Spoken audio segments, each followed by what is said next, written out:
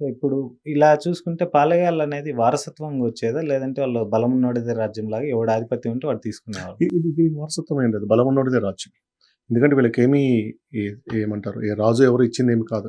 పత్రం ఇచ్చింది ఎవరైతే గట్టిగా నిలబడగలుగుతారో వాళ్ళ చేతుల్లోనే ఉండేది.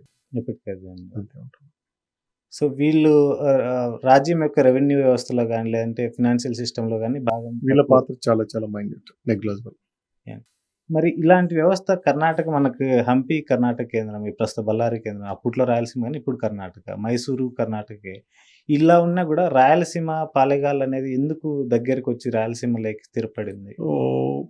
స్థిరపడడం కన్నా ఎందుకు అంతగొచ్చిందంటే బహుశా ఉయ్యాలవాడ నరసింహారెడ్డి వల్లనే కారణం కావచ్చు. ఓకే. ఉయ్యాలవాడ నరసింహారెడ్డికి సంబంధించినంత పాలెగారు, నరసింహారెడ్డి అనే పదం ఉండటం. దానికి సంబంధించి అనేక చోట్ల ఆ అవును. రోజు మనకిది 1857 ఉయ్యాలవాడ నరసింహారెడ్డి చనిపోయేది.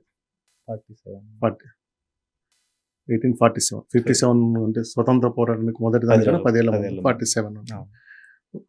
అక్కడ పాలెగారు వ్యవస్థ అనేది ఉంది. అవును.